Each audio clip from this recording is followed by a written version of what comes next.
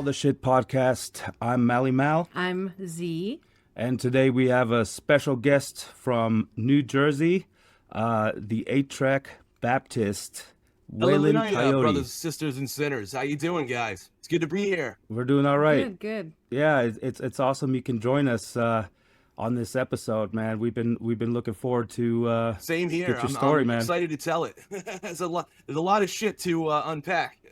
That's for sure. Hell yeah. So for the viewers, we're doing a little different thing today. This is what is it, online? What do you call that? I don't know.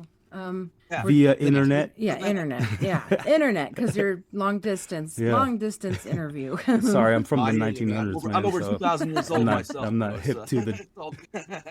Yeah, this is like a COVID interview. Hell right yeah. now. It's like there's no virus, so you never know. I might end up going back to this. Yeah, hey, you never know, right? man. Oh my It's coming, God. dude. Hopefully it's a yeah.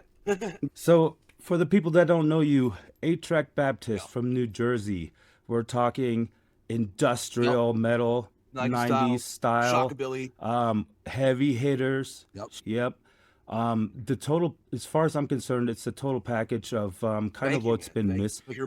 And yeah, absolutely. And we'll get into the tracks here in a little bit. But first, I want to get your background a little bit. How did you get started, and how did you get the name? I mean, have to go way back to the actual 90s themselves. And when I was a kid in high school, growing up with all those, industrial bands like, Ministry and Skinny Puppy and 9 Inch Nails and Manson and all that stuff. And I was just, always wanted to be in a band, always loved music. Started playing guitar when I was about 13. My parents gave me an acoustic, actually, that I still have right here to this day. Yeah, That's it. That's awesome. I was really into, like, even before that, I was really into like Nirvana and grunge and, Alice in Chains and, a lot of that stuff.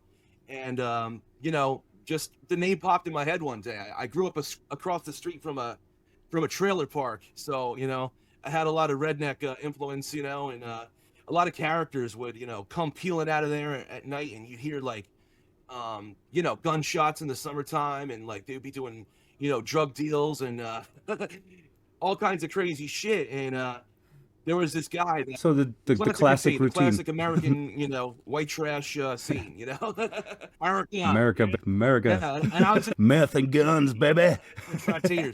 I was really inspired by that. I mean, it was around me, you know what I mean? My dad is from out west and stuff, so he raised me on a lot of rockabilly and a lot of like, surf rock and shit. But then like I heard Jesus Built My Hot Rod, Ministry, and that like kind of, solidified it for me, brought it all together, you know what I mean? So, back to your question, the name itself was just something that popped in my head. It was just like a, free associative thing. I was thinking about a lot of other bands back in the day, like, Stone Temple Pilots and like, stuff like that. And it just sounded cool. But then I started thinking about it and I was like, well, shit, it might have some kind of meaning to it. First you could think about it like, oh, it's, obsolete religion, fundamentalist Christian views can be obsolete, in a modern society, the way that an 8-track is, like antiquated technology, out with the old, in with the new. And then, you could also think about just some old school, hillbilly, cruising in his pickup truck, listening to an 8-track on his way to church. Yeah. Thank you. That's sick. That's sick. Yeah, because the name 8-track Baptist, I was very fond of, and because what comes to my mind is analog. Yeah. You know what I mean? Recording in analog style, and it's just when you record, do you use analog actually, or do you use modern tools? That's the dichotomy, right? There's a preacher. His name is Otis Moss III, and he said, "We're an 8-track church in a streaming world, and like, no matter how much we try to be, analog and physical, and like we both love physical media, you can't get away from digital. You know what I mean? It's just." So there's that balance between the analog and the digital. A lot of the stuff that, me and my guitarist recorded, Chris Rossio, we did on GarageBand, go figure. Everything that's out, like right now at this point, and, what the rest of the album is all like recorded like digitally, through whatever we add. Sure. Yeah, I mean, you have to these days, there's no way around it. I started analog as well, like on the little 4-track cassette recorder. But now there's so many awesome resources, especially for musicians, private musicians, independent musicians, that it's no longer really necessary because they have the plugins to make it sound Yeah, you're analog. trying to make, You know what I'm saying? it's like Grindhouse. But They're trying to make, old movies like they came from the 70s, or new movies came from the 70s.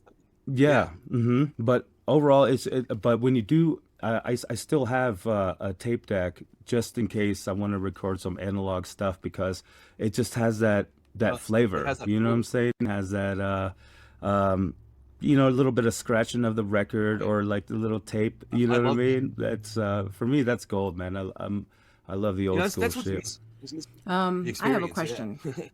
Yeah, go for it. Um, did you have a name for yourself before 8-Track Baptist? Yeah, it's kind of funny because like A-Track Baptist was something I had in my head, but I was going more for I didn't start doing A-Track Baptist until like back in 2000. I started recording my first song, which was a song called Disco Hick, and Hot Rod Heavin'. Those early incantations of those Mm, songs started way back then. But before that, I was trying to get this band off the ground called Mainframe. I was really into like cyberpunk industrial, and it was like very different from A-Track Baptist. It was more about like like futuristic Nice. science fiction, apocalyptic stuff, because I was really into like that stuff too. So but that never really got off the ground. So I kind of like me and my high school friend Chris Caratello started playing, jamming out together, and that's when we came up with the earliest demos for it in 2004. A-Track, I mean, cool, yeah. man. That's awesome. So you got a long history a little Yeah. bit on the Well, origins. always, it's weird. Like I never really had a lot of luck, like being in bands. Like I've briefly been in bands. Like, I auditioned for a band called Handful of Dust. They were based out of North Jersey, and Joe Letts was actually the drummer. He ended up going on to like, Jenna Torturers, Combi Christ, and like now he plays drums for, Till Lindemann's solo Mm, project and stuff. So like, I guess you could say like that was like one of the Nice. early bands I was in for a hot minute. And that was really cool. But like I was always wanting to do my own thing. I always had my own ideas and I always wanted to like, pursue it. But a lot of stuff kind of, put me on a detour. Like I ended up being a photography assistant to my mm. mom, Barbara Jean, God rest her soul. Yeah, she passed away. That's actually sorry to interrupt you, but like and we'll get to that too, Yeah, but like if you want to elaborate on your mom as well because she's well renowned in the music sure. scene and stuff like that, we can get there Yeah, as yeah. well. But anyways, continue. I'm sorry for Oh no, interrupting. no, no, no. Yeah, like so the music thing kind of like took a back burner, but then around 2006 I ended up moving out to LA, and I was like doing the whole like, auditioning, working day jobs kind of thing, and I was working as a house painter, and it's crazy like a turn of Hmm. fate, can change everything. Like a woman, I was just putting stuff away in the van, and this woman taps my shoulder and she says, "Hey, do you want to, you know, take a look at my house?" And said, "Sure, yeah, let me pack up the van and I'll drive over there." So we went over to this house in Santa Monica, sorry, and ended up seeing all these like it's like this little shed in the backyard. There was all these like cases, and it said the name Cliff Magnus on it. And looked inside this little shed, and there was like a baby grand piano and like gold and platinum records inside, and Grammys. I was Nice. like, "What is this?" So I went to the lady, Carol, Cliff's wife, and I said, "Hey, what's with all the the Grammys and everything? You collect this stuff?" She's like, "No, my husband's a record producer." And I was like, "Holy shit!" Nice. Like That's this is freaking what awesome. you go out to LA hoping to meet these people, and like she said, "Well, I'll write your info down. Maybe you could send him some of your music." And like I had some stuff on MySpace, back. That's how far back we're going. Mm. And yeah, MySpace. Yeah, I Oh remember yeah, that. MySpace yep. days. Yeah, I had some songs on there. He took a listen and he loved it. And he said, "Come on down to the studio," and I came on down to the studio, and I had a notebook with me and I had some lyrics, and he's like, "Well, we're not gonna do the stuff you have, we're gonna do some new stuff." I was like, "We're gonna work together?" He's like, "Yeah, yeah, I want to record with you." And I'm like, this guy has like, legend. He worked with Quincy Jones. He got to start with Quincy Jones, and he worked with Billy Idol and Lisa Marie Presley, and like, he did a lot of he did a Nice. lot of pop Awesome. stuff too. He like worked with Kelly Clarkson and Avril Lavigne and people like that too. And I was like, okay, yeah, it sounds awesome. So Wow. we went through my notebook, and he pointed to a song I had, in the works. I only had like a title and like a couple of lines. It was Hellride, and he said that's the song I want to do. And I was like, yeah, you sure? He's like, yeah, let's work on that song. So he's like, I want you to come up with the rest of the lyrics tonight. And I stayed up all night that night, and I just banged out the whole thing, and like, went back to the studio, and we ended up working on it together, and it just blew my mind, like way beyond my expectations, and it really pushed me as a lyricist and a songwriter beyond anything I had done before at that point. Yeah. That's awesome. Yeah, that's fantastic. So, as far as influence, I think both of us, we definitely hear a lot of Ministry influence. Oh yeah, definitely. Ministry, like you said, a little bit of Skinny Puppy. In my ears, I hear a lot of late '80s, early '90s goth industrial. Yeah, for sure. Yeah. Bangers, you know what I mean? That you don't really hear much these days. It's like mixed with like old school like Halloween like Munster type music, you know what I mean? Well, and I love that. I'm a big fan of the trance. I love that kooky, weirdo like Americana, like that, like that makes that sense. John Waters kind of vibe, like Pink Flamingos. So yeah, absolutely, man. So that brings me to the next one.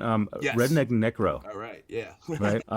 For the listeners that haven't heard your stuff, to me, you got a hit right there. It's really catchy. I love it. You know what I'm saying? I was Thank just you. singing that song. It has like you said, that rockabilly twang to it. It has that horror vibe. You know what I mean? That kind of creepy monster. You know, it's redneck. Yeah, Necro is definitely one of my favorites. Can you elaborate a little bit on that song and like how did it come about? It's a great question. Well, I am a massive fan of horror. And we can get into my horror background too if you want, like my involvement with journalism and all that. But yeah, to answer your question, like Redneck Necro, like it's just in a weird way. I mean, I don't want to like I'm not saying I want to grave rob and like wear people's faces, but like maybe this Halloween coming up, I don't know, we'll see. But no, I relate to it on a personal. Hey, we'll see how the world goes, man. We'll be wearing each other's faces in no time. I got the chance to. I always worked in like haunted houses. Like I got a chance. Like my very first job was Fright Fest. And I worked for like these little like mom and pop one called Dracula's Domain, which is no longer around. But I was Leatherface for that, and then I got to be Leatherface just recently for Fright Fest. So I've been Leatherface 3 times. Oh wait, forgot Universal Studios Halloween Horror Nights. I played Leatherface. So I've just always had a love for that movie. It's my favorite horror movie, and like I've always been fascinated by the Ed Gein story, and kind of have a like it's not autobiographical, but I did grow up on a farmhouse in isolation, and like kids used to tease me. They'd see my house, they'd be like, "Yeah, it's Leatherface's house. You're at Gein, And I was close to my mom, so they would always make fun of me, Sometimes you just gotta walk around, tuck your dick between your legs, and do a little dance, I'll man. Up the moon and crack open a cold one. Hell yeah, man! I got the shovels in the back of my truck. You got the lime, the bleach. I'm ready. I'm ready to go. I got 12 acres of land here too, so that comes in handy. Oh man, should I? Yeah, that's awesome. I actually tried to involve Bill Moseley in the song recently, and it didn't go too well. But we made up since then. Yeah. So, like I said, your style, it really resonates with me. Like I said, it's that hard hitting industrial kind of goth '90s. White Zombie, Rob Zombie. I definitely hear some Zombie in there. I hear a little bit of Manson as well. You know what I mean? My Life with the Kill Cult. So it's definitely okay. Yeah. So and are we gonna edit the samples in this video? Or? Yeah, I'll do that. Yeah, for the viewers, we're gonna edit in your samples for the songs that we're talking about. So the other one was it Burn Bible Burn. Burn Bible Burn, yeah. That's what's that's another that's my favorite. It's another one of those hitters. You know what I mean? It's just right to the point. I hear some Bile influences in there a little bit. I don't know if that. Yeah, man, because they're from around the area. Christoph you know and those guys. Like I met them early on. Actually, they were one of the very first bands that my mom photographed. And I have some really sick. cool photos from back in the day, she took of them. and just the nicest guys. Yeah. So that's cool that Bile comes up because Bile is one of my favorites as far as like the '90s Elite. shit, and I had the yeah, man, I had the pleasure and honor to play with those guys in 2013, and it was with my old That's awesome. band since '09. But it was our first Oh national wow. show. You know what I mean? We were just a local band, and but Bile was. I want to give a shout out to Christoph. You know what I mean? He took us in. We were opening for him and shut the place down because they had so much fog. They had the fire alarms went That's, off. You that's know what I mean? awesome. It took like an extra hour just to get it cleared by the fire That's department.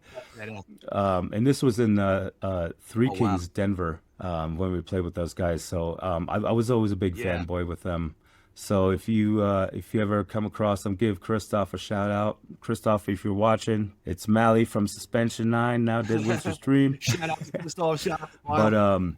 anyways, Yeah, no yeah, level, man. no legends, man. Dude, those guys They are were, you know, awesome. really a part of the whole like New York underground fetish goth scene, like out here. Like, you know, I'd see him at like, Yeah, you know, I'd see him around. You know, we used to have like Limelight, of course. You know, Party Monster. You know, is based off of that club, and you know, sure. you know, I didn't live in New York, but I was always on the outer fringes of the club kid scene. You know, I got a chance to see the tail end of it. You know, like Sure, so that yeah. was a big influence. Like going to like Downtime and Batcave and you know all those goth clubs, man. It was something to behold, man, and I miss it a lot.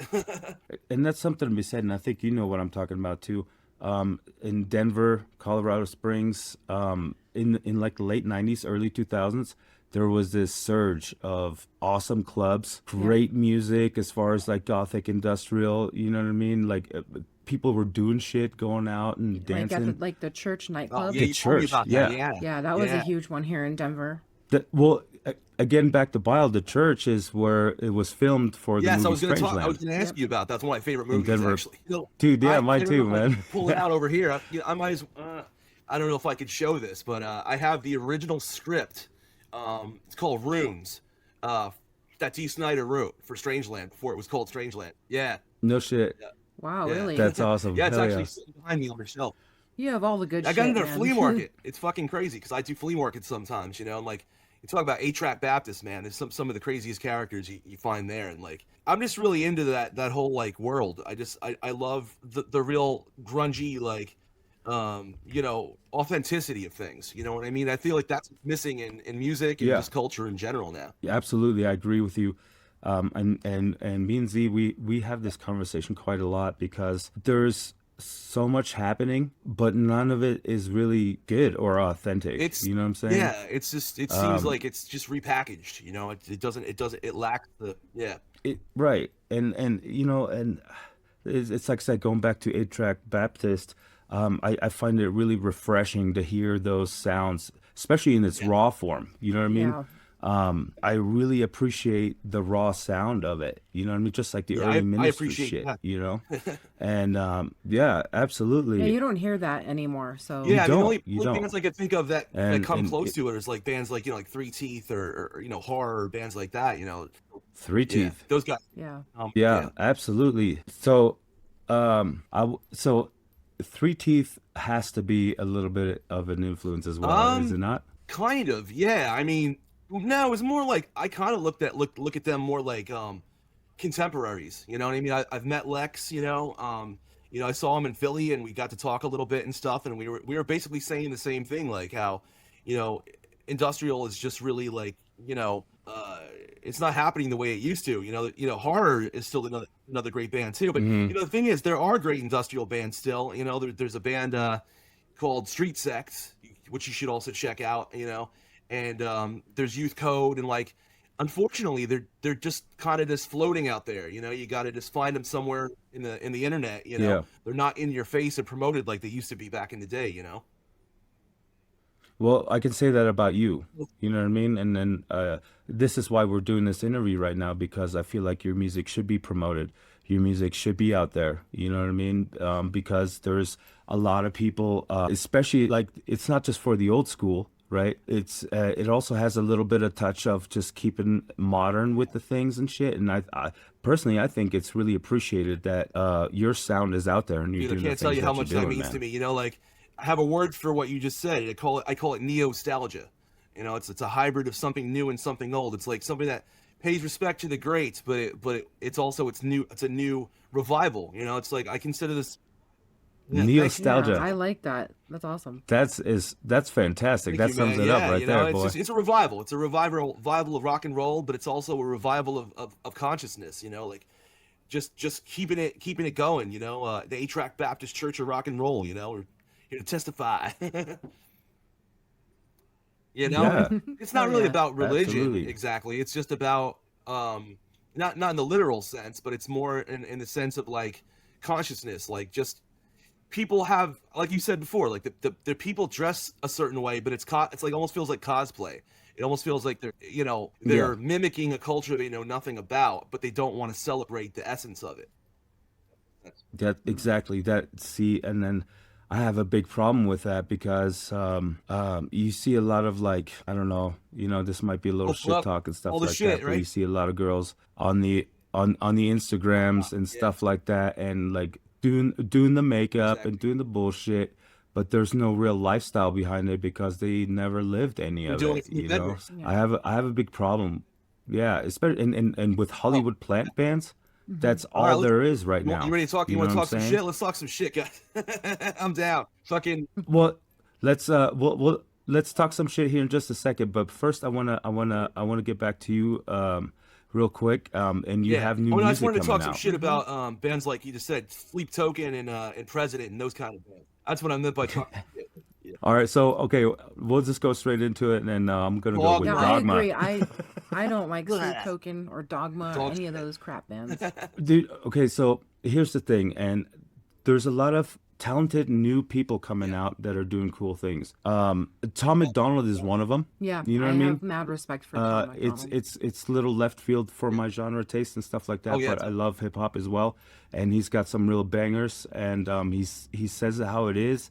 He speaks what he feels, and he produces all his own shit Yeah. without any major labels. You know what I mean? So I think that's I respect the hustle. I respectable. mean, it's like what we're all doing. You know what I mean? And like props to him. You know, he's blown Exactly. up. You know, but it's weird. Like another thing, like they don't want to acknowledge that. Like he's charted high on billboards. Like I think he's had some like number ones and stuff. But like they don't want to like recognize that. You know, because he's an independent artist. Hmm. You know. Sure. Yeah. But okay, so back to 8-Track Baptist. You have a new Yeah. single coming Actually, I out? have shit. I got four coming out. I got Religion coming out May 14th tomorrow. Ascension Day, technically. Yeah. May 14th. That's 8-Track Religion. Yes. Religion tomorrow. Yeah, yeah, Check that check it out. shit out. It's actually probably the darkest song on the album, and it's closest to I guess like Nine Inch Nails and Depeche Mode. You know, Walking in My Shoes is one of my favorite songs by them, and Perfect. that was a big influence on that song. You're Yeah, talking right to my dick right now, dude. hold the tick, hold the tick. Get a room, you guys. Nah. Could you tell us a little bit more about what that song means to you? Well, I mean, the chorus is a little tongue in cheek. You know, there's some sexual references and innuendos and stuff, and you want religion, I'll give it to you on your knees, baby, hallelujah. That's the chorus. You know, That's but it's just about it runs parallel with the album title, worship music, songs of filth and devotion. You know, it's obvious play on Depeche Mode's songs of faith and devotion, which is another one of my all-time favorite Yeah. records. You know, but it's funny. It's still great. As cliche as that might It's, sound, I still love Yeah, it, man. I think it's that's also funny awesome. how you can just change one word from faith to filth, and now you've changed connotation. You know what You're I right. mean? So the record Yeah. is just about That's like cool. wolves in sheep's clothing. You know, people that they pretend to be good, but they're really the opposite of that. You know, they use God as a Sure. mask. Yeah, fuck You yeah. know, to manipulate people and to exploit innocence and their Yeah. corruption is and it's like what's happening right now, politically. Yeah. Yeah. That's a whole Yeah, nother exactly. episode. It's like yeah, I mean, the lyrics when you guys take a listen to the lyrics, it's really it's a strong one. I hope that people really pay attention to the lyrics because it's not, we're not a novelty band. I mean, at first when people heard 8-Track Baptist and they heard like some of our other songs, they thought, "Oh, these guys are just playing around." It's like, yeah, we have a sense of humor. We're dealing with a sense of Hmm. humor, but we're also, there's also a message to what I'm saying too. Yeah, absolutely. And that's awesome. And you got to have a little tongue in cheek here and there, Definitely. honestly. You know what I mean? You got to do a Absolutely. little Especially playing, when, you know? yeah. But yeah, and again, coming from your music and stuff, and I hear a lot of it, and I see a lot of it, and I think what you got going on right now is again refreshing to the ears. So on that note, what do we have going on for 8-Track as far as, do you have any live shows coming up, or lineup or anything like that, or is Strictly it studio at strictly the moment. I studio at the mean, we're moment? gonna, the album drops, Worship Music, Songs of Filth and Devotion drops appropriately on June 6th, and the same day that Mm, Serpent's Tongue comes out, that's another single of 8-Track, and Devil in You. They actually feature okay. my wife on there. So I have some sexy female vocals on there as well. Marquity Desaad, Nice. yeah. Yeah. So that's gonna be, you like, That's awesome. yeah, yeah. That's a perfect name. She's I also, love she's that. also on in my music video for Pussy on Fire, because I have like a solo thing too. That's that I also have up as well on YouTube. So she's the sexy Hellcat in that video. Sure, man. Yeah, Yeah, that's I wish. I mean, fantastic, man. I'm trying to get a live band together. It's rough. I have my guitarist now. Chris Rossio. Oh He used to yeah. play in a band called Birth by the Sun. They were signed to Relapse Records, and he's fucking phenomenal. He's incredible talent, and I'm lucky that I have him. We did a lot of the music together on this album, and I hope we could find a band, and get out there and spread the gospel. Yeah, that would be fantastic, honestly, to see you Shit. guys live. I'd love to Yeah, that perform would be live. awesome. That I have so many ideas for how I want to go, like like what I want to have on stage and props and everything, and just that's why this is so important, doing this podcast, because getting the message out there, and hopefully through like social media and stuff, it'll blow up, and people there'll be a demand for it, and so Yeah, Well, you deserve it. I mean, you've worked, you've interviewed everybody else. We talked about this earlier today. You deserve to be on the other side, and you've been doing yeah. this for so long. This is your time to Thank you. shine. You know You what I guys as mean? well. I mean, I've known you for years now, and I know all the bands that you've played in, and Mally, I've heard incredible stuff about you, and Suspension 9, all the stuff you guys have done, and like I feel like maybe we're the new generation. It's up to us to carry the torch, and keep it going, keep the fire burning. so I want to give a shout out to Yeah. Billy Corgan. I think that was Fuck yeah. coming. So I've been watching his podcast quite a bit, and I'm not like in all honesty, I'm not a great huge Well, Smashing Pumpkins fan or anything like that. I do like some songs, and he had some great I like He is songwriting. he is a great musician. Yeah, amazing musician, the guy. You know what I mean? Like I said, I don't have the whole collection yeah, of him, nothing like that. But the songs that he put out, man, beautiful. hard hitters, right? But on his podcast, he's been getting a lot of all kinds of people that I always kind of wanted to know the Well, yeah, inside story of, and he was it was Youngblood, I think he from was a TV. interviewing, and we can elaborate on that as well a Yeah. little bit if you want, but basically what they were saying is that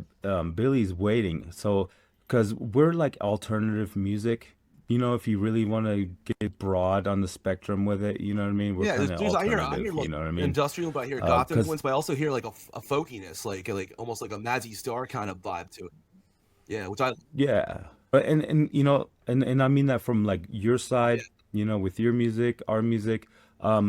Technically, we're alternative because we're kind of left field sure. and shit. You know what I Yeah, mean? too. But what Billy was saying, he's just waiting, just like he was in the '90s. He's basically waiting for the next person to come out of some state, from the middle of nowhere or something that's gonna drop Yeah, I'm that here major back in New shit. Jersey, You know what I mean? That's gonna start and changing you guys in lives. Colorado. So yeah, man. So it gives me inspiration. Again, shout out to Billy Corgan, because it influenced me personally, and I think you as well. And artists like us, like 8-Track Baptist, and some of the underground guys, to keep it going. You know what I mean? Because it's really, really hard out there to filter through the Yeah, bullshit. I mean, You Right. know what I mean? Especially when like bands sound the same. You know it's what I mean to important. me? Hmm. Everything's There's no yeah, in hip hop. individuality or anything. Yeah. That's the thing. There's no individuality. It's like you said. It's I feel like Hollywood just kind of makes up these things. They put them in an outfit, they put some makeup on them, and it's like, here's these hot bitches and shit, and then fucking middle-aged gooners are like, Yeah. you know what I mean? But there's no sustenance, there's no real message, there's no real riffs, there's no real anything. It's all you know? Disneyfied. You know, it's So like the goth today, I call it Disney goth. It's just all, you know. yeah, Yeah, for I'll just sure. be bluntly honest and say it's fucking corny as hell to me. I mean, it's like the rap. There's no. it's like Yeah, instant and all the witches. rap is like. Yeah. I mean, like, you know what I mean? There's no like craftsmanship or skill in the songwriting. There's no like clever lyrics, and you know, nobody really thinks of good hooks or melodies. Like, I can't remember one It's song. hard. I can't hum a tune to any of these songs. Like, Yeah, there's no real creativity behind it. Yeah. You know what I mean? It's all boring. It's all corny. It sounds the same. It's just like if I just change the song right away, and I'm like, nah. it's I'm all good. for the. You It's, know what I think it's all Mm-hmm. the motivation behind it. You know, I can't speak for everyone, but I think most of it is view motivated. There's no. It's more about the Yep, attention that it is about making great music that stands the test of time. Yeah. absolutely. Thank Yeah, you. Yeah, you you said know, it right I mean, there. there are some bands that I really And do think deserve the love, though. Like, have you guys heard of a band called Vows? They're from Australia. Oh, check have them not. out. You guys, No, they're like to me like the new Bauhaus, the new Sisters of Mercy, or like, really? yeah, Wow. they Okay, I'll toured. check them out. Yeah, and like a little Sisters. bit of like the lead singer, Riz, I think her name is. I hope she identifies as a her. You never know these days. But, Riz, she's fucking awesome. She worked their album. I think their last album, the album before that, was produced by Kevin McCon, who you know, you guys might know from the band Prick. Yeah, do you? I Well, you don't guys remember actually. like Nine Inch Nails? Like he had Nothing Records, and there was like, you know, he had Prick and Yeah, Pig and like, you know, Meat Pea Manifesto, and yeah. I know But like Pig. Yeah. Prick was phenomenal, you know, and they kind of slept on, but like, yeah, he produced the record, and it's got that really like super dark sound that, you know, we all love, you know, like in the day, you know, and they're doing it yeah, right. They toured with Deftones, but then they got more attention, and they just recently toured with Manson. So that's sick. Yeah, okay. And so yeah, so back to the riffs and there's it's hard to come by with you know, a good chorus and stuff like that. And that again, that's why I appreciate your music because you have some of this stuff. Like I said, I hear a lot of old school, but at the same time, you know, you're still keeping it alive in the yeah, modern age, and it's cool to hear, man. And we want to hear more, man. We definitely want to see what you got coming up and things like that. And I hope to oh, collaborate I'd with love you in to. the future That would be too. an honor. Yeah. Like, let's do it. Let's make it official right now. Yeah, Yeah. We have we did a song collaborated, called you and God I. Slave. Remember that? Yeah. Yeah. We just jammed it the other day, Yeah, we actually, should. yesterday. I Yeah. remember Or I posted it to my, you know, my Facebook. But like, you know, that's another thing. Like, I don't know. Like, maybe we should like, you know, lay this on the table. Do you find it as new artists like discouraging? You know, when you put so much heart and soul into your music, and like you put it out there, and you think, wow, it's gonna catch on, and the right people are gonna hear it. But then like, it does nothing, and like, you know, then you see somebody like, you know, mukbang, and you know, like, you know, 1,000 chicken nuggets, and they get like, you know, 20,000 views. Yeah. absolutely. That's what I'm You saying, know what I dude. mean? Like, I hate that fuck. shit. That it's like the classic especially on like a Facebook. You post a picture of yourself or whatever you're doing, you get a ton of likes, but then Yeah. you get a link of your what you worked hard on and it's like 6 likes, you Yeah, know what I exactly. mean? That's how it was for me with my art and stuff. But like if a girl's like half naked, she Oh, gets like 250 likes, Yeah. and then my art that I worked my ass off on yeah. gets like I 2 can't. likes. I'm like, I was what am pissed I off doing one day. I wrong put up a here? post. I said, if I had tits, I'd have a million hits. Yeah. Well, Hey, yeah, that right. should be a song right I there, have a man. song. Yeah, I That's got a clever. I song like called that. well, I have a title for a song. I gotta finish it, but it's called Cancer Culture. You know, and it's just, you know, it's like a play on cancel culture, because it's like if you speak out and you're an artist that has you know, it's not a song or not song, but like lyrics that are not of the popular opinion or the current agenda, suddenly they want to cancel you. You know, Mhm. and Yeah, absolutely, dude. yeah, it's like it's a character assassination, like, you know, Manson, like, you know, one assassination under God, like, you know, I was worried for a long time, like, you know, when all that Evan Rachel Wood shit was happening, like, oh my God, are we ever gonna see Manson again? Like, it's so funny how the Yeah. angry mob just completely turned on this guy without even having a fucking hearing, you know, without even like listening to both sides. It was just, you know, believe all victims, and then suddenly, you know, Manson's crucified. Right. That's a hard subject too, man, because with cancel culture and everything, people are out there ruining Just because they lives. don't like You what know what you I have to mean? say.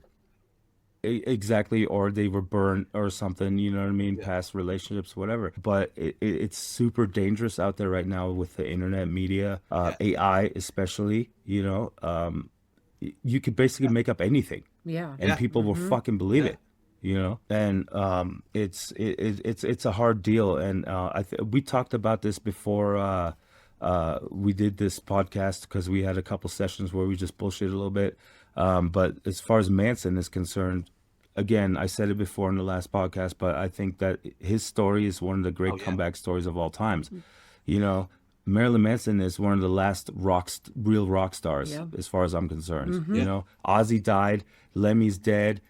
All the greats, Metallica ain't Oh, gonna be Rob around for Zombie, too much longer. You know in what I the mean? 60s. Sadly to say, but everybody's getting old. The whole thing is coming to an end. And Marilyn Manson, he had some rough years.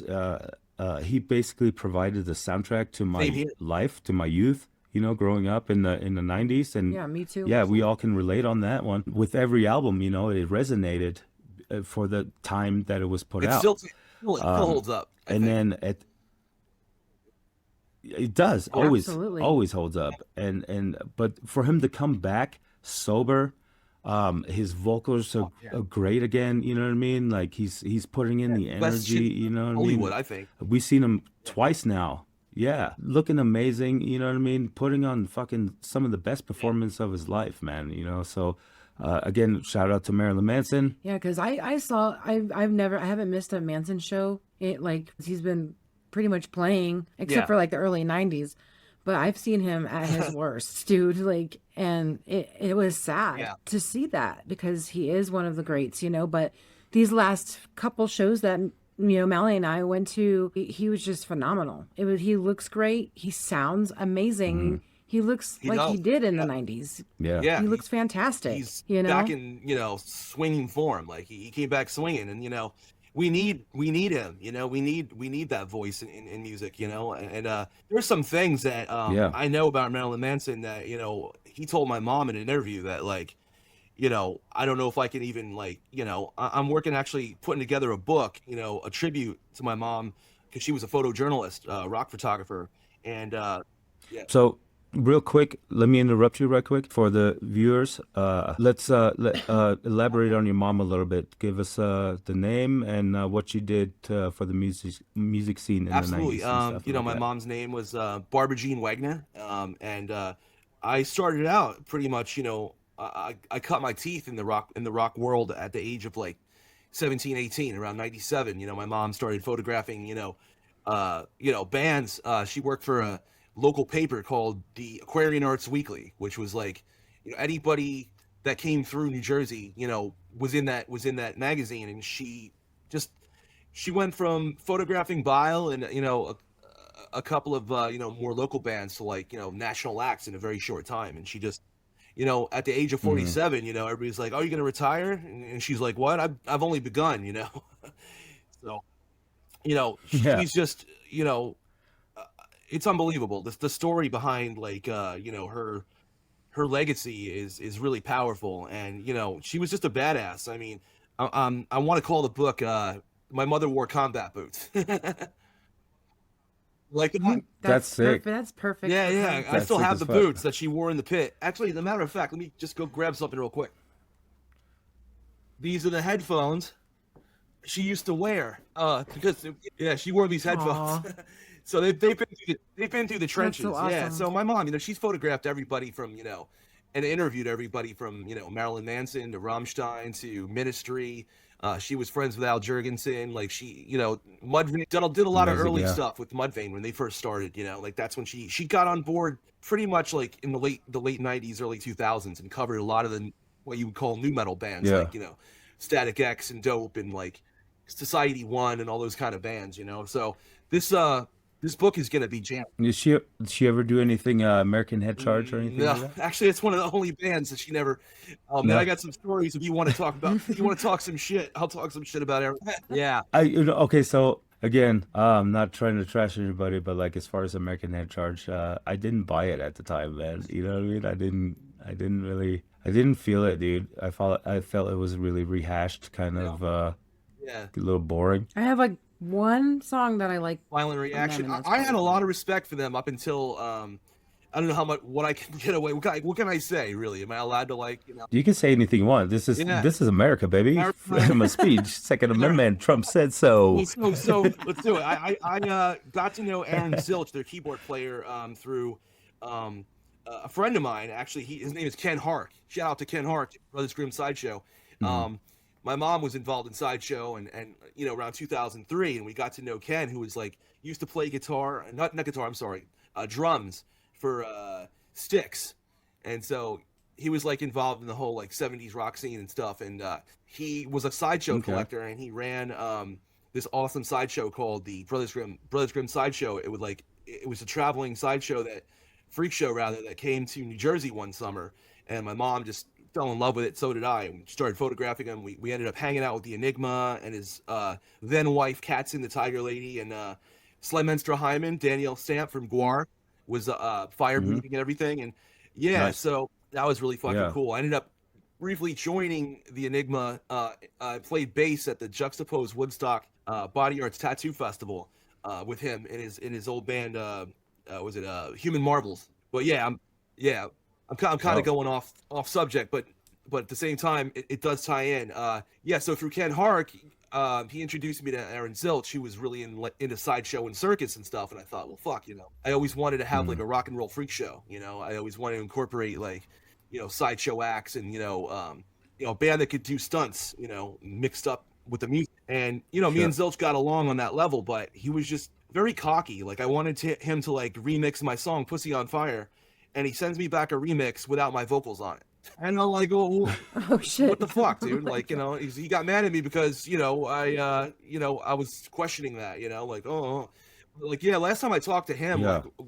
I don't know what the fuck he was on, but like, we ended up talking like, it seemed like 20 hours, and it was just basically him railroading me, telling me that I'm too old to play music and that I'll never be a rock star and that my time is done, and that I should just pack it in and get a normal job, and like it was just Why? What was he jealous of the shit that you were putting no, out, or what? he didn't hear, he hadn't heard the new shit. Like the new shit I hadn't even recorded yet. So I did think I was done. And it was at a low point in my life. It was right after my mom had passed away, and I just thought, well, fuck, I Mm. honestly didn't even think I'd be around, long enough to put an album out, in the state of mind I was in, Yeah. and yeah, it was crazy. It was like, recently I heard about their singer, Cameron Heacock. I saw him on Soft White Underbelly, and I'm like, whoa! If that says anything about the band, like the guy was ready to die. I don't know if you saw Yeah. that episode.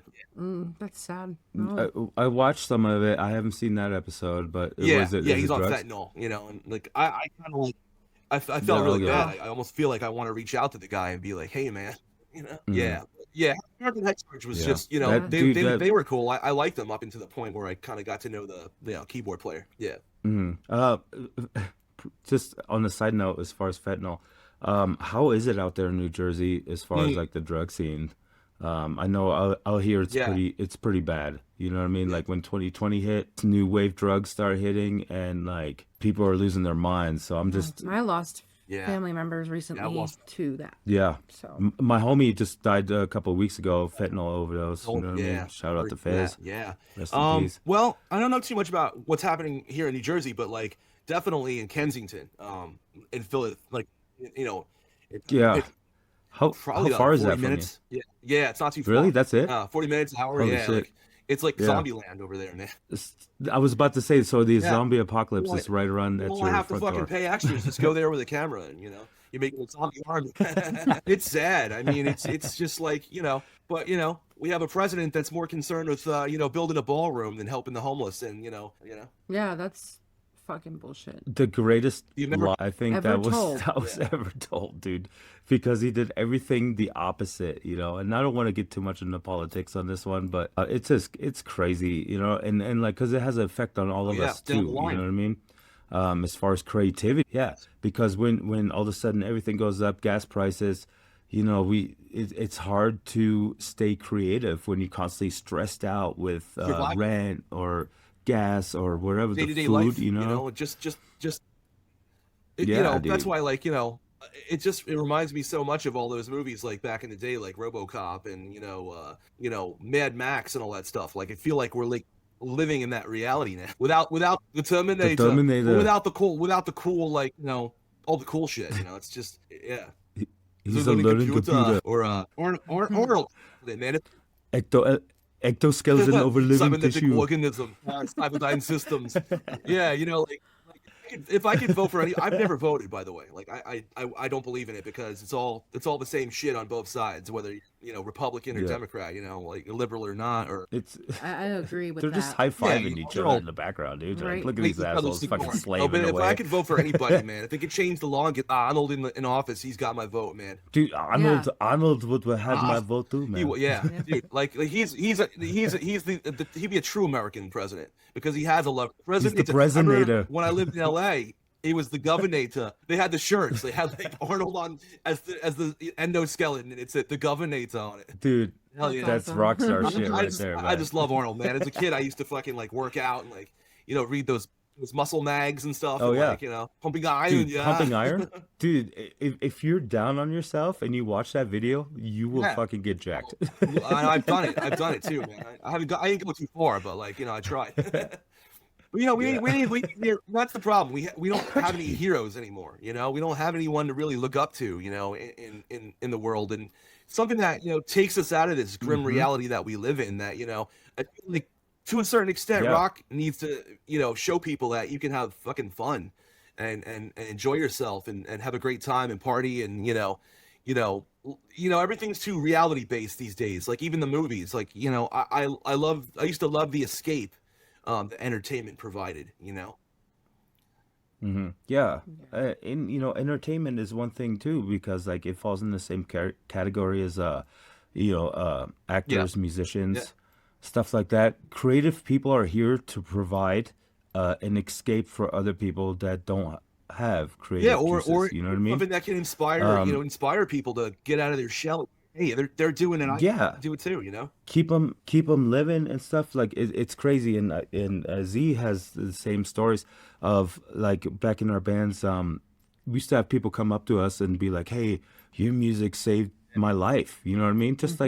Just like a random person that just happened to see one show one time, and it gave them hope and inspiration because there's still some real shit out there. You know what I'm saying? It's really sweet I to can hear imagine. that. Yeah. Yeah, I mean, with you guys, I mean, you're in it, doing it like live and stuff like that. That's gotta be a trip to, like.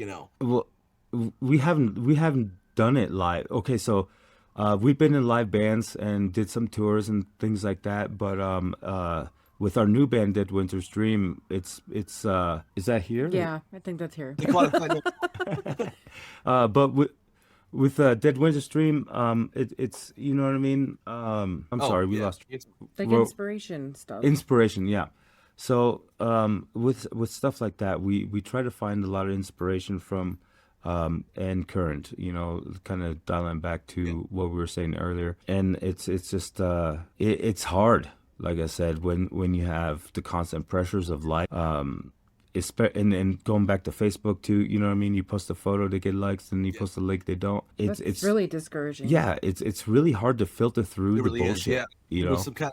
But in the end, the music speaks for itself, and I think A Track Baptist, the music speaks. Again, you know what I mean.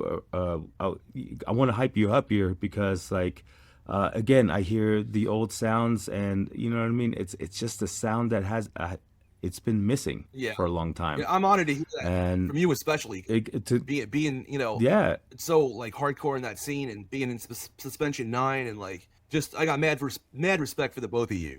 I love your music, and like, for you guys to say that back, you're welcome. thank you. Thank you. Yeah, no, I mean it. Like, I think that we could do some great things. I think that the problem is just budget. I think it's really hard not having a label and having that PR campaign, and the push, like back in the day when a band would get signed. Not only would they get like a fucking Yeah. advance, and like $100,000, $200,000 Hmm. music videos, and there was MTV, and there was K Rock, and all this stuff. it caught on in a different way. Now it's like you kind of got to seek it out, you know, and You it's a did. lot harder, you know. Yeah, absolutely. And yeah, as far as like the labels and stuff, to me, the labels are pretty much obsolete unless you have like Yeah, it label or like or an like a nuclear independent blast, manager something like that. that's gonna. Oh, Nuclear Blast has been doing really well, and it's funny because like Nuclear Blast, when I was a kid growing up in Germany in the 90s, Nuclear Blast was strictly Yeah, death we metal, black that metal. over the phone. Yeah, Uh, yeah, yeah, and now yeah, Manson's on it. All kinds of big yeah, names are on. I think yeah, Ministry just signed to them too. And it's really cool to see that whole thing because they treat their bands yeah. well. You know what I mean? You have like Of Cleopatra course, Records. Do you hell remember yeah, that, right? Cleopatra. Yeah, yeah, all the Yeah, they treated their bands like shit. Everybody wanted to be on Cleopatra Records. You know what I mean? All the industrial bands, fucking, you know what I mean? They all wanted to be on it, but I go. they gave them nothing. They just supported That's their not. tours, and that's it. Yeah, Yeah, it's that's a fuck that. bummer What a because I was ripoff. considering sending a press kit to them, you know, and I wish Wax Tracks is still around because that's really like where a lot of my influence comes from. Like, Yeah. being a kid in the '90s, watching the black box tapes with old like Ministry and Revolting Cocks and Cam and all that stuff, Hmm. you know. But Yeah. yeah, I can't think of like any label that Um, like if like if I was lucky enough to get a deal, I would love to go with like somebody like Nuclear Blast that could put me on a tour with like a national act, that would give me higher visibility. yeah. And here's the other thing, and we talked about this before the actual podcast, but with Suspension 9, we were about to sign with EMP, which is Oh Dave yeah, yeah, Ellefson from Megadeth's label. He signs a lot of new yeah. upcoming bands and stuff like that. But the contract was like fucking 30 some Shit. pages, and they wanted royalties of the shirts that we made. You know what I I mean, mean? And we no, said smart no. We move said because no. I mean, they didn't make those shirts. I just don't like the fact I don't like the ownership Fuck no, that these dude. labels have. Like, The now it's like property of. you don't need the major No, I labels mean, no more, there man. are some things that I You want to know? do, like like if when I get a band together, and I mean, the budget would be ridiculous for some of the props and the things that I want to create, videos I want to make. Like right Yeah, now, I'm working within my limitations. Necessity's the motherfucker of invention. sure. Yeah, And it's absolutely, man. it's frustrating because But it's like you know sometimes like when your vision's bigger than your budget, it's hard, because I know there's a lot that I want to say. always. Yeah. Yeah, I definitely feel that, and it's hard for independent musicians like that, to Yep. kind of keep on track and doing the things you're doing. But I highly encourage you to keep writing. We're super stoked to Yeah. hear new music from you coming out, and Speaking of that, I'm gonna say your links Yeah. out loud for people to check you out. mhm. 8Track Baptist, youtube.com/at 8Track Baptist, facebook.com/8Track Baptist. And then Weylin Coyote, youtube.com/at Weylin Coyote, and facebook.com/Weylin Beautiful. You got it. Coyote. Yeah. So everybody needs to check him out Hallelujah. Check it now. out, dude. Hell The yeah, you shit guys the is the shit. shit. Also I'm on TikTok and Instagram too, but they I don't know. I like people concentrating on the videos and showing their love there too, for the most part. Like I'm very excited about the new single Mhm. I have. I don't think I talked about it. Hell Ride.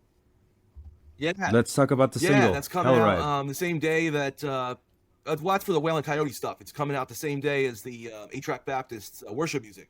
So you got the Okay. album Worship Music, Songs of Filth and Devotion with 8-Track Baptist. You got Serpent's Tongue, and you got Devil in You, and then over at Weylin Coyote on YouTube you got Hell Ride. Same day, June 6th. It's produced by Cliff Matthews, and it features Josh Yeah. Freeze from Nine Inch Nails, Guns N' Roses, Perfect Circle. Wow. Yeah, Foo Fighters, Devo on drums. Really, Holy Wow, shit. that's amazing. yeah, That's yeah. fucking great, man. That's some big you just dropped some Fucking big heavy names hitters right there, man. Yeah, man. Yeah, buddy. Yeah. Dude, super stoked to hear that, Yeah, man. I can't it's wait. funny because like right before I started this interview with you guys, I was just editing the lyric video, and it's coming out great. It's really cool. I can't wait for you guys to see it. I might even give you a preview Mhm. before I put it up. Yeah. Oh yeah, Yeah, we would so love to hear it. yeah, That's I could awesome. talk to you guys for hours. I can make this a 5-hour interview if you Where we I know. what are we sitting at? We've probably been Easily. bullshitting for about an Yeah, hour now, Yeah, right? it's been an hour. But one thing I want to say is that I love your enthusiasm when it comes to the passion that you have for your music. Mhm. And like I said, I've Yeah. known you forever, and it's about fucking time, dude, that people start hearing you. You know, because I used to like share all your stuff when you used to be with Reverend the Las Reverend Las Vegas, Vegas, remember? right? And he's still here. He'll come Mm-hmm. back. He'll come back. That's for sure. Yeah. Yeah, but I'm super like personally I'm super proud of you, dude. Like doing your thing and getting your music out there and stuff, and well, we help each Oh other yeah. out. You promote our stuff, we promote yours, you know what I mean? And it's awesome. And another thing, I'm gonna shout out to your mom because I was really close with her, you know what I mean? And she was a really special person to me. So, and she was super amazing, rock star, creative, Yeah. very Oh, Neil, I inspiring, know. and and I miss her so Yeah, much. that's why So, legacy is so rest her important. Like in this soul. digital world, I feel like that's why physical media is so important because it's tangible. You can hold it in your hand. You can look at. You can vibe on it. And that's why this book is Hmm. really important to me. Like whatever money I make from this music or whatever, I want it to go right into that book. And hopefully link up with like fuck cancer. And do something. To support. Yeah, Yeah, That would be definitely. amazing. Because dude, that's thank an you. Yeah, amazing I want goal, you my guys to be a friend. part of it. We'll do a festival. Put a We would Yeah, love to. We'd be that would be honored. Yeah. amazing. yeah. I think we were just talking about this the other day on the phone, for your mom, to probably come out here to Colorado and we can put on a benefit show to Headstone. get Yep. her Yeah. headstone. Yeah. Super important. Yeah, something special for her because she deserves Definitely. that. Yeah. She was a big part of who you are today, as not just as like a person, but as a I mean, musician. You know what I it's just mean? so strange working as her, assistant and being a part of all that, and then now just being the artist myself. And it's like, it'll feel weird when I'm on stage and I look out and I don't see those red headphones, but I know the spirit's there, Yeah, Yeah. you know, and yeah. Yeah. Well, when you're Absolutely. on stage, why don't you just yeah, put them right yeah, next to you on one of the yeah, just have it microphone hanging there, stands, yeah. Well, it's cool. Yeah. Like, there's so many people. Like, did I ever tell you my Lemmy story? Yeah. I don't think so. Yeah, yeah. I don't really I remember. the first person she actually interviewed was let me kill Mr. Motorhead. Before she was with any public. Man. That's what I'm Right saying, here, man. buddy. Fuck yeah, Motorhead, all right. He was just like one of the Motorhead. most sincere, like down to earth dudes you ever want to meet. God bless him. Like he was just being an 18-year-old kid, like in the presence of this rock god. That was unbelievable. Like my mom wasn't with any magazine yet, and she just had the what's the word, panache, je ne sais quoi, I guess, to just go up to anybody and had an Mhm. idea in her head and said, you know what, fuck this, I don't need to be with a magazine, I'll make my own magazine up. So we came up with I guess a fake Yeah. magazine called The Bloody Rag, and we made a cover for it. And she went up to Lemmy at Birch Hill nightclub in New Jersey, which is sadly no longer around, but went up to him and said, hey Lemmy, I'd like to do an interview with you. And he's like, well, honey, I'd like to talk, but I don't have very much time. I got to do my show. And like, well, you can say anything you want. And he turns around and he goes, say anything I want. Well, all right, I will then. Okay, follow me. We followed him into Stingrays, which is the second half of the club. And just like Lemmy, just like what you heard about Lemmy, he sat there and was just like serving us drinks. It was like a saloon. 18 years old. My first taste of Jack Daniels was Lemmy fucking Killmeister, man. So it was a trip. He was talking about That's awesome. yeah, Hell yeah. and it just that always stuck out in my mind. Like it was always these rock stars. The biggest ones are always the most humble and the coolest. I always found. It's always the ones on the Yeah. smaller levels that Mm. are kind of had the ego problem and everything like that. Not us, but I'm saying like the untouchable gods. You think, oh, they're gonna be dickheads, but like not Lemmy, man. He was down to earth. Well, I'll elaborate on that one, man. Fucking Doyle, and I don't care. You're still bitter about I'm that. I'm bitter talk about about it, it, man. dude. Like because we played with Doyle a couple times, but the first time, I was super stoked, man. Huge Misfits fan. course. Danzig Misfits and Michael Graves Anything Misfits. about I love Jersey, both it's of them. Misfits. Like, And dude, yeah, absolutely. And this was like what oh, okay. Yeah. 2015 or something like that. First time playing with Doyle and whatever he was with. Was it Gorgeous George, or was it Misfits-esque. the Doyle solo? The Doyle solo, yeah. So, but I was like, hey, he was walking down. We just got there to the venue, and I was like, honor and pleasure to play with you, sir. Right? and he fucking gives me the cold shoulder, dude. You know, yeah. Not even acknowledge Maybe me. he He was says like, having a bad day. You never You know. could have been having You know a what I bad devil mean? lock day, you know. yeah. I mean, he could have, but the second time we played with him, my bassist Scary at the time, Scary, shout out. He ended up getting a bunch of photos with him and stuff. He was in a better mood, but I guess he's like this germaphobe or whatever.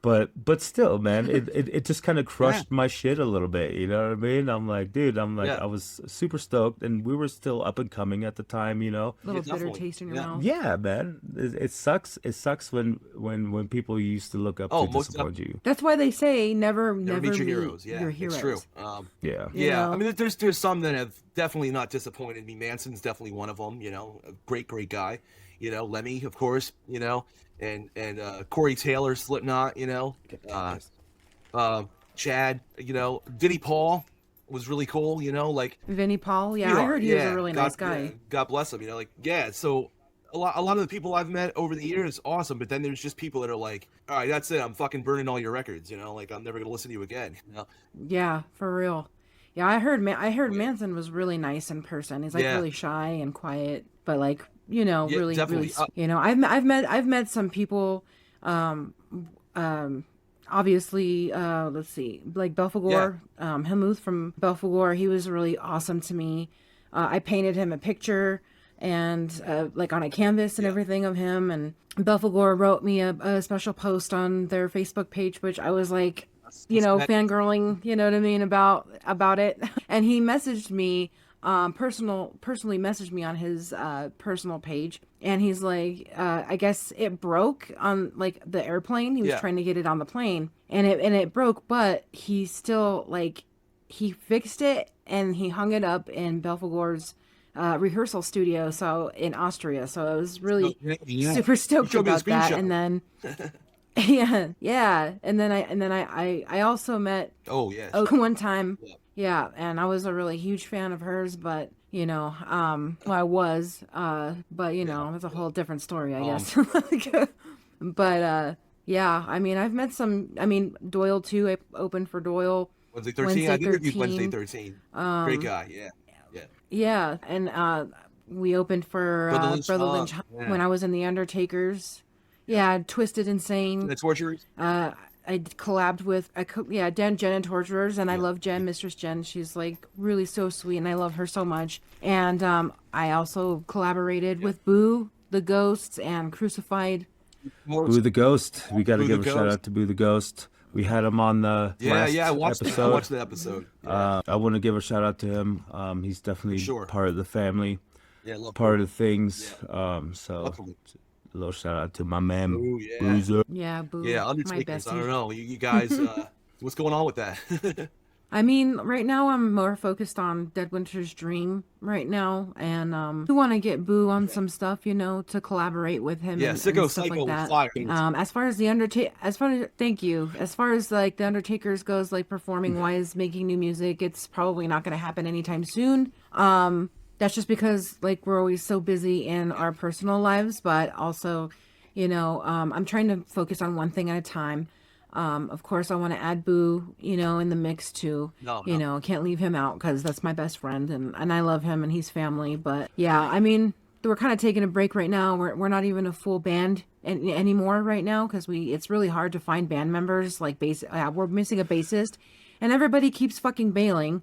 So that's one of the main reasons why we're not doing anything right now. But maybe in the future sometime, not in the near future, maybe in the far away future, we'll probably get back together and do some stuff, But for now, it's more of Dead Winter's Dream and stuff like that. And I definitely want to collaborate with you and your wife and something, because like I know like me and you kind of had something back in the day with like great title, I want to fire up the Horn Machine for sure. Like we started working on a song actually called Pay Pig.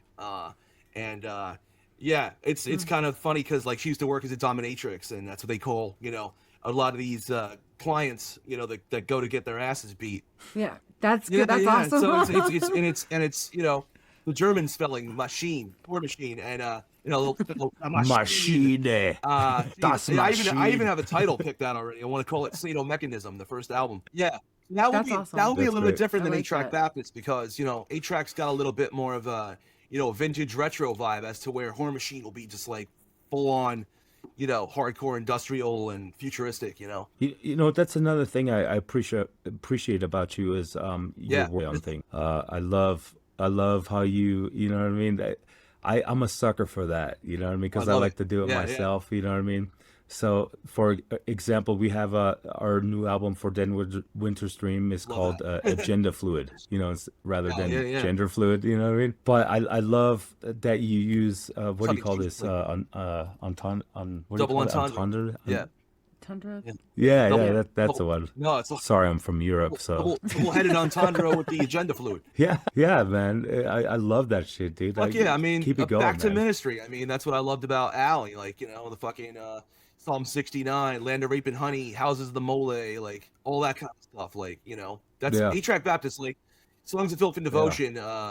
In a way, I was like, man, maybe I shouldn't do that. Like, I should just like, not do the play on words thing, but I couldn't resist. Dude, you have to, because again, Antichrist Superstar, right? Jesus Christ Superstar. Mm-hmm. Exactly. Yeah. Originally. I actually, so just a simple little turn of words. Yeah. You know what I mean? All of a sudden, it works, man. And especially it works when you actually plug it into the music and the message is real. You guys are gonna love Devil in You. I can't wait for you to hear that one. It actually. Yeah, I'm excited.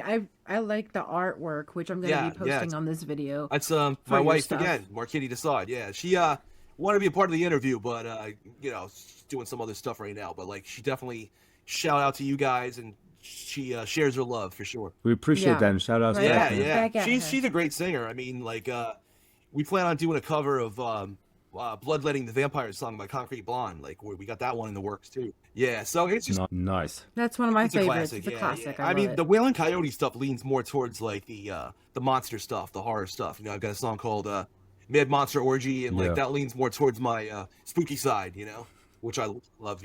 As you can see, Coyote's Crypt. That's fantastic. But you have a sick layout, man. Got all my masks behind me, and all my DVDs and Blu-rays, and this isn't even half of it though. It's like it's like a freaking warehouse. Yeah, I don't know if you want to talk about talk some shit about Girls and Corpses. I don't know. You want to go there? Yeah, I mean, you know what? Feel free. I mean, you deserve it. This is your podcast, man. You can talk Thank you about guys. Yeah, I mean, it's the reason why I guess the music took so long to get back to this place is because I wrote for that magazine for like 10 years. I gave my heart, soul, and blood and flesh for that magazine, and I did a lot. I mean, I can't say it was all bad. I mean, I got to interview people like Rob Zombie and Tom Savini and Bill Lustig, who directed Maniac, and like just a lot of my favorite like horror directors and stuff, and bands too. I got to interview Jenna Torturers and Butcher Babies and Guar, Dave Brocky and stuff. Sick. So it gave me a lot of experience, doing interviews and writing and all that stuff. But at the same time, it was like my editor would always tell me how much he loved my music, and like every time I'd asked him to help me promote, he never wanted to do anything. It used to piss me off because it's like he'd promote all these other people, and I'd be killing myself trying to promote his magazine, and it sucked because like it took so much of my time.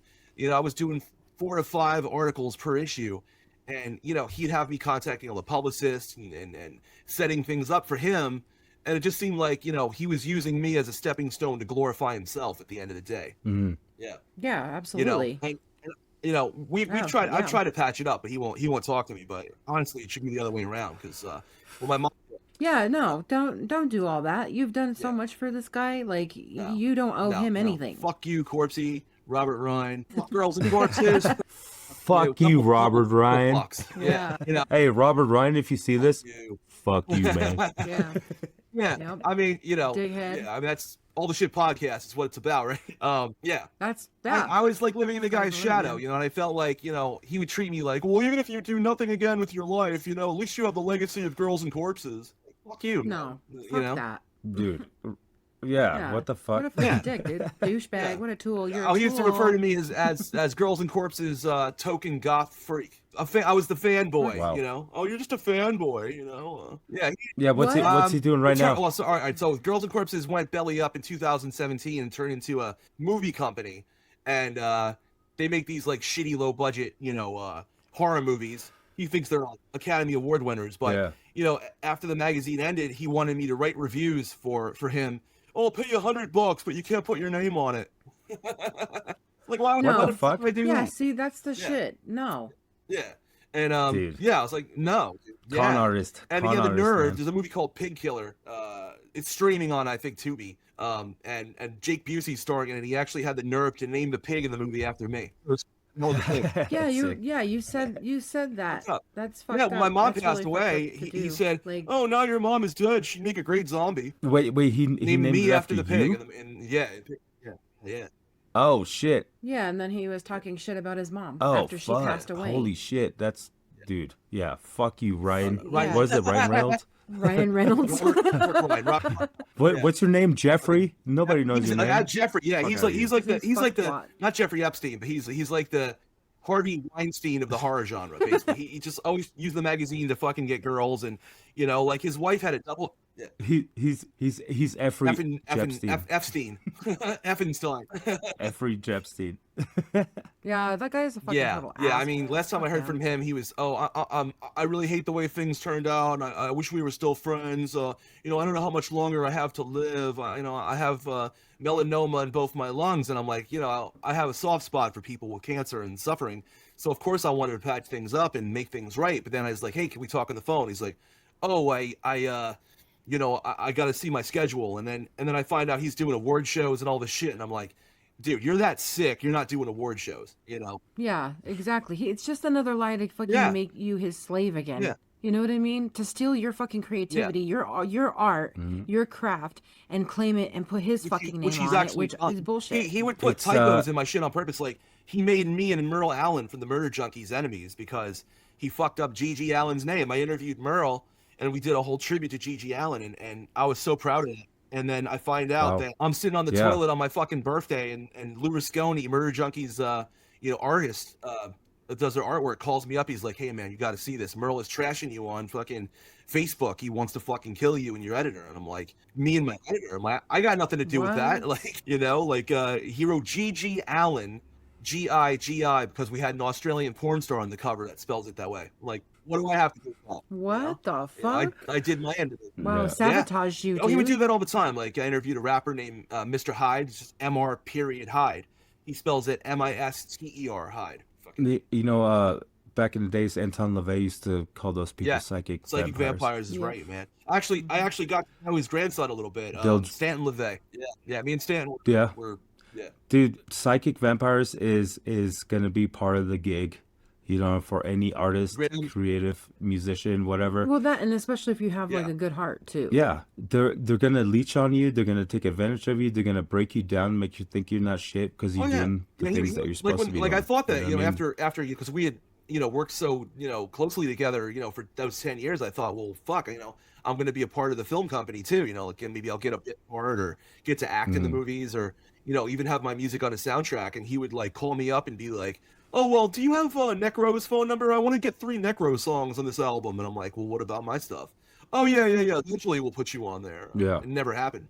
So I just, I lost my shit on him. Like I basically just told him, went up one side of him and down the other. But like, I don't know. It took a lot of energy and a lot of my time that I could have been making music, not to have regret, but I got a lot of I'm glad that we can talk about it now. Yeah, no, yeah, absolutely, man. It sucks when you have to waste all your energy on people that are just gonna take it for granted or waste your whole time with it. You know what I mean?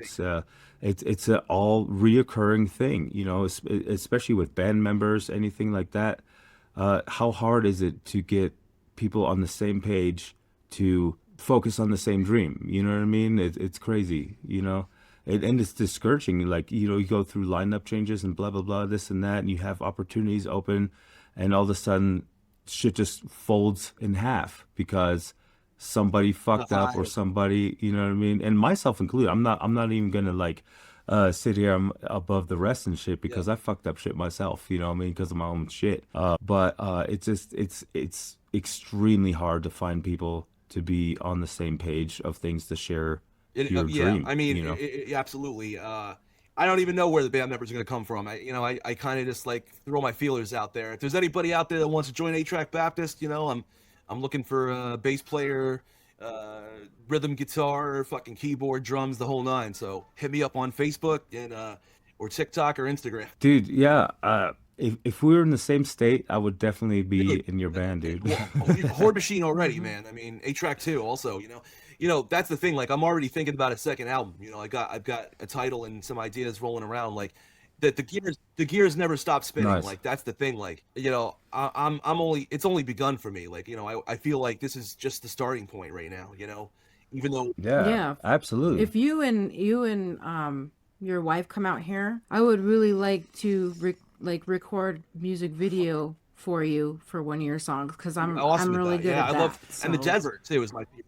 She's Yeah, maybe we could she's do amazing. a proper hell ride video, like live action one of my Cadillac. yeah, or we can even like record and collaborate and everything. Yeah, I mean, we can even do it, like we're doing this right now, sending files back and forth. Like a lot of industrial bands do it that way. KMFDM does it that way, and it's Yeah. just a weird time in music, and I don't know, Sure. I'm hoping it's gonna come back, to where it once was. I mean, it just kind of blows my mind, like what we're talking about, and then you see shit like Coachella, where people are paying like, Oh my God. Oh yeah. I don't think that's even Well, worth well, Coachella. That's that's a bullshit oh yeah. artist game right there. You know what I mean? There's no real Well, look, you'll get like music fucking there. Island Boys, You like, gang Gang sign. Island boy. Hey, Onion Boy. Island boys, Yeah, you're gay as fuck. Go. Come see this shit. Little treasure troll ain't nothing. motherfuckers. Treasure trolls. Treasure troll. No, it's more about Dickheads. the it's Hell about yeah, the it's sizzle, fu- not the steak it's- these days. People, Yeah, and it's all right. sensationalism, and who's got the better plastic surgeon, Right. Or who has the better Facebook filter? Or who can make the most stupidest fucking music or video Yeah, ever, and it gets more likes than I real feel like shit, we you know need to what I dumb mean? it down. Maybe we need to like just start. Dude, Yeah. dude, you said it right there. So, okay, my old boss, Matt Calvert from Dark Descent Records, which he's going to be up next in the next episode of the podcast. I had the privilege of working for Dark Descent Records, and he pretty much said some shit to me when I was in Suspension 9. He was like, hey, man, you know why you're not getting any hits, man? Because your shit's not dumb enough. Too, man. Like Yeah. people are low. Your lyrics are too intellectual. You need to dumb it down. I'm like, I need to huff fucking glue like to write lyrics now. Am I not? Maybe I need to get on some fucking purple drink. I don't know. Yeah, Some lean, get some lean. Just like Corey Taylor said, stop making stupid Yeah, people famous. stupid music Yeah. for You stupid know people. what I mean? It's Yeah. sad Yeah, too absolutely. because like you've got these legacy acts now, like who they can command like starting at $300 a ticket and sell out arenas, and then you've got new bands who nobody even talks about. Like when you go into like stores like Spencer's or Hot Topic, like all you see are legacy act T-shirts. Like you're not seeing like back in the '90s where you'd see like Yeah. all new bands. You'd had record stores that had like displays of Right. like a new album coming out. Like Yeah. it's like there's bands that are so cool. Like there's this other band that I really want to mention out there called Ice Peak from Russia, and they're having a hard time. Okay. I think coming to America because of the laws in Russia and stuff like that. But check them out too. They're they're sick. They're like I call it Gothnik. It's like Russian Gopnik, like hip hop, but like they're like the Russian D word with night sales mixed in. Okay.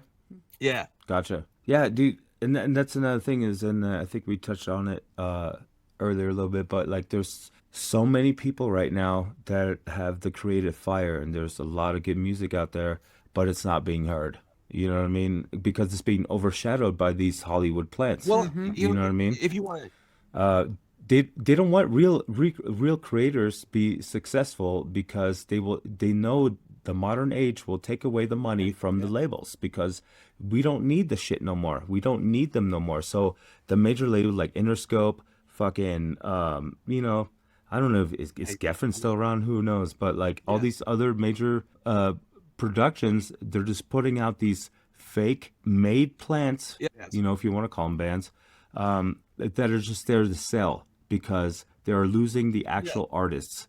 So they're just hiring people that are just dressed up, some sexy bitch or whatever, and with no real music. It's just the same fucking rehashed, same riff, bullshit, you know what I mean? So as far as what you're doing is again so much appreciated, because as independent artists, we have now the rights and the power to hold on to our own music or our own creativity. The major labels are scared because they're losing money. Well, you now know more what I than mean? ever, I think we have more of an opportunity, though. At the same time, it's a double-edged sword, because yeah, we don't have MTV, we don't have K-Rock, but we have YouTube.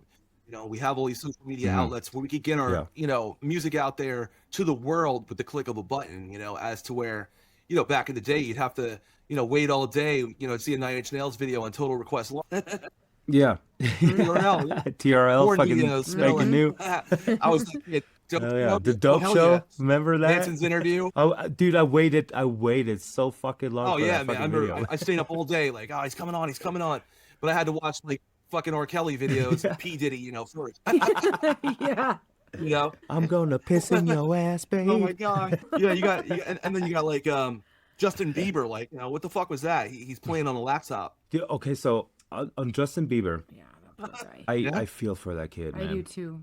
I really do. Yeah, I actually do, man. No. He had no chance. Again, he was just putting. They put him in the fucking place with all the elites, with all the higher ups. You know what I mean? He's just a little boy. They violated him. They told him what to write. They told him this and that, and he's broken now. He's an adult. He's a broken individual. But what he's doing is he's doing his own thing now. And you know what? I actually love his voice. He has a great voice. I like a couple of his songs. Are really, really heartfelt. I mean, and I'm beautiful. about the whole, like, you know what I mean? And the Coachella thing again, like up on stage, like, people paying all this money to see a kid like on stage with a laptop. I mean, yeah. I could do that much.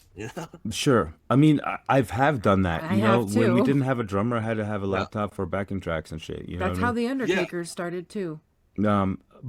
But I know exactly what you're saying, because, like, again, I want to bring up some other shit. Billie Eilish, right? Yeah. Like, again, she's a bedroom star, and I'm I can give credit where credit's due.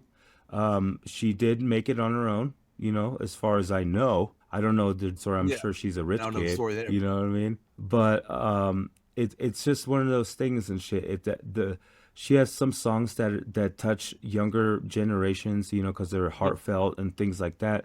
But when you look at her live performance, there's nothing there. It's just her. You know what I'm saying? There's no band. If there is a band, they're playing in the background. You can't see them. You know what I'm saying? It's No just, backup dancers or anything. right. It's just about her and her ego. Yeah. You know Well, what I'm that's saying? probably the record company's suggestion too, because I mean, there's a artist that I really love. She's from England. Her name is Jasmine Bean. And her first record was so cool.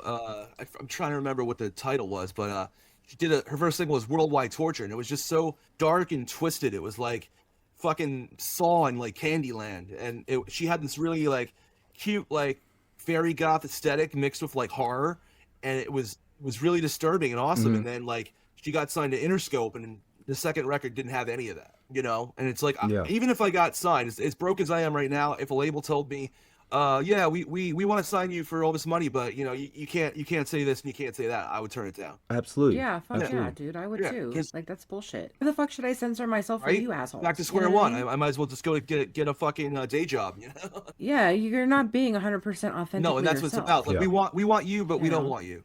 We want you to be who we want you to be. We want to take the essence of you, and we want to admit it. You're a fucking puppet, dude. Like, Yeah, yeah. Vanilla Ice. Vanilla Ice is Milli a great story. Dude, Yeah, dude. Millie, what was it? Millie that killed himself, or was it Vanilla? That's melted. so sad. But here's the thing though. With that, it's exactly what you're saying, because Milli Vanilli selling, right? All of a sudden the fucking track stops. Game over. It was like what, 1991. People were like shocked because people were using backing tracks. Girl, it's girl, I'm it's living on the girl, ring, man. Yeah, That's I just dude. I think the guy's name is Rob. I think it was. I think it from was. Millie. Actually, He ended up killing himself like in like 1998 or something like that, because he reality. couldn't deal with the embarrassment of the shit. But only if he would have just held on just a couple more years later, because Britney Spears They're all came doing out. Fucking all these people using auto, all these people using fucking lip syncing. You know what I'm saying? He would have been so just fine. But it traumatized him so bad that he took his own life, man. I mean, so fucking the story behind their writer, the ghostwriter, did that song by Boney M. Rasputin, Mm. disco song from the 70s. Yeah. So that guy had a history Yeah. of doing that, Yep. like, being the ghostwriter and having people perform, because like Boney M like wasn't really singing that song, Mm. That another one. Do you remember? You Fuck yeah. remember Ace of My Base, wife right? loves that. I love Ace of Base. The song, Yeah. So the songwriter was Really? a Nazi Damn. originally before Ace He of said he Base. saw the sign. I guess it was a swastika. Yeah. Dude, that's what I said. Yeah. I That was was like, he funny. saw the sign and opened up his eyes. I like Ace Yeah, of Base yeah. I used to, though. I love Ace of Base. That yeah, dude, some yeah. bangers, I man. remember back in the day, like ordering records from like Columbia House and BMG, and they were like Ace of Base and fucking all those bands, all those Dude, yeah, the mail order? yep. Yeah, dude. That's where I got that's where I got I remember started, that man. shit. I think yeah, I got Nine Inch Nails, Downward Spiral, and Psalm 69 from Columbia House. You guys say that Dude, when I was a oh kid, my I used to get the mail order and I used to get like Dio tapes and shit and like fucking Metallica yeah, tapes. fuck. Yeah. Do you remember a company called Rock Video Monthly, and they would send you like these cheap they were like these I cheap don't. like styrofoam cassette tapes that had all these like different bands on them and stuff, like all these alternative bands. Yeah, like Jesus Lizard That's and sick. like MC 900 Jesus and Cocteau Twins and all that. Like I used to love all that, man. Like Hell watching yeah. like Matt Pinfield 120 minutes and alternative. Dude, Matt Pinfield, have you seen him recently? No, He's not doing too good, I man. yeah. No, he's skinny Oh, now. that He's sucks, got the man. That's cancer cool. and I all met that. Did he no. die? I don't know. I don't know if he Do you died or not, remember but episode what was it, Nothing Night, when Nine Inch Nails and Manson were on his show back in the day? yeah, with Star, Yeah, was it the I Starfuckers think one? so. Yeah, yeah. That's Yeah, another thing. Back to what we were saying, like, absolutely.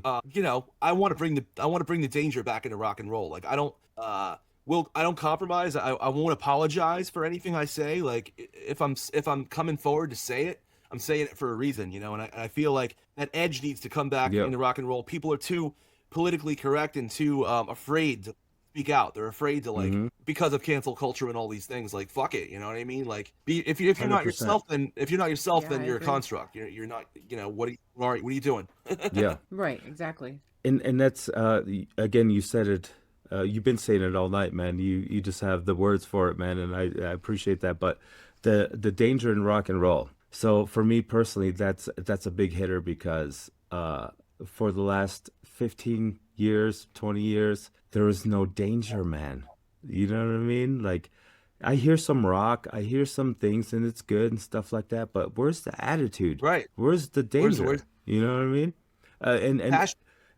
and people love it or hate it, but like back in the days when Guns N' Roses came on the scene, right? 1986 or whatever it was when the Appetite hit, that shit was dangerous then. It was street Yeah. dudes, you know what I'm saying? Like coming from nothing, just fucking making it on their own, man. And that's the That's shit I love to that's the see. fucking American You know what I dream. mean? If you think about it, I mean, it's Yeah. something from nothing, and like And there was that hope in rock and roll that you could fucking say, hey, you know what? I'm gonna quit my day job and fucking make this happen, make it a reality, and it'll change life. And yeah. now you have to think, well, I gotta keep my day job if I want to still eat, and I'll do this on the side, and then it just Mm. stagnates, and that's the sad part. Yeah. Yeah. Absolutely, man. And even Oh, Alice in Chains, like they all lived in one shitty apartment together, shared one was it SpaghettiOs, one can of SpaghettiOs between like four yeah, dudes or five dudes. These are the stories that make the legends. You know what I mean? Because you have to have the struggle. You got to have you got to go through the process to become the rock star you gotta that you get want to help. be, right? That's just my personal philosophy. No, I completely agree. Like, You know what I You have to mean? have some experience, yeah. Yeah, Well, experience makes that's the the shit. thing, like about like a lot of the newer artists again, like they don't what do they have to say? Like, what are they talking about? Like, I don't even understand. It's not my age. I Right. know it's not my age because I listen to a lot of newer artists that I do like and respect. Just the ones that are more Mhm. popular, and I'm like, I just don't fucking relate to this at all. Yeah, and that brings me to the next point. Actually, is Yeah, Youngblood. So, I didn't really know the guy until the yeah, show, the farewell They- show, and he did the yeah, Kiss cover, which yeah, fucking phenomenal, Yeah, it right? was awesome. The guy has an amazing voice, amazing range, great musician. He plays guitar, yeah, writes his shit. You know what I'm saying? I give him total respect for that. However, I guess now he's like the new poster boy for modern rock and roll and and stuff like that. I don't, again, talented guy, I just don't buy it like He that. started You know out what I'm on the saying? Mickey Mouse Club, You right? gotta, right. That's exactly my point, man. You gotta real rock and roll or anything of the nature. It doesn't matter if it's like blues rock and roll or industrial rock and roll, whatever the fuck. But the real nature of what rock and roll is intended comes from the streets and it comes from the soul. It really Yeah, does. You Yep. know what I mean? I mean, we're prime we're examples living of it. that. You know Yeah, what I Yeah. mean? every day. It's Outlaw, outlaw man. shit. That's You know what I'm yeah, saying? rock and roll Yeah. outlaws. You know what I mean? Like, and you don't have any more, like bands like Nashville Pussy and stuff like that. You made me think. Dude, I haven't heard that name in a minute. You know, you have such That's you awesome. had such characters too, like the personalities. Like we'll never have another Lemmy. We'll never have another Peter Steele. We'll never have another Kid Rocky. Right. Unbelievable. Hmm. Like Yeah. they're a genre unto themselves. So, and yeah, what you're saying right now is this, there's a quote from Jim Morrison.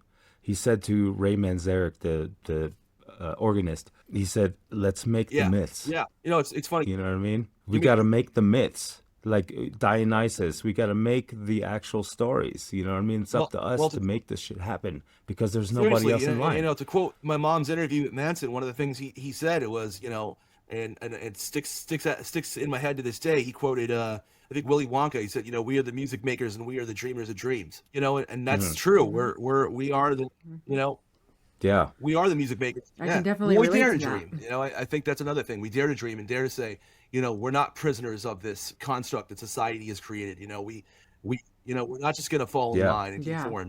We're gonna fucking do what we do. And like it, I don't give a fuck how old I get. Like I'll be doing this to the grave. Rock is Yeah. undead. All right. So Yeah, rock is go ahead. Sorry. Yeah. Rock is undead. undead. Absolutely. Like I said, it's hard to come by these days, but you, sir, I think you are on the right track with 8-Track Baptist. Like I said, there's so many versions of what rock and roll really is, but as far as on the industrial scale of things, you have it down. And again, it's a welcoming sound. We are anticipating more from you.